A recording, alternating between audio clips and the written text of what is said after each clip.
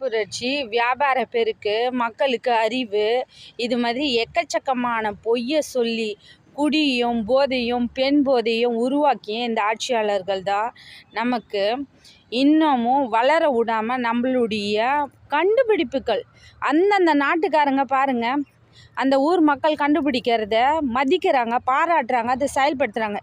இங்கே கண்டுபிடிக்கக்கூடிய கண்டுபிடிப்புகள் எதுவாச்சும் நடைமுறைப்படுத்துகிறாங்க? எல்லாம் ஃபாரின் கிட்ட போய் பிச்சை எடுக்கிறாங்க. எங்களுக்கு காசு கொடுங்க, காசு கொடுங்க, காசு கொடுங்கன்னு பிச்சை எடுத்துன்னு வந்து நம்மளுக்காச்சும் செலவு பண்ணுறாங்களா? எல்லாம் மொத்தம் கொள்ளை. தயவு செய்து மக்களாகிய நம்ம தான் திருந்தணும்.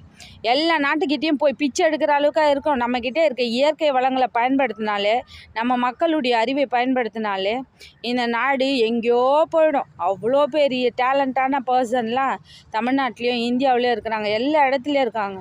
தமிழர்களையும் இந்தியர்களையும் சாதாரணமாக எடை போடாதீங்க. அன்புக்கும் மக்களுடைய மனித நேயத்திற்கும் உலகிலேயே தலை சிறந்த மக்கள் கூட்டம்னு நம்ம பேர் வாங்கியிருக்கோம். அதை எந்த நாடும் இன்னும் மறக்கலை.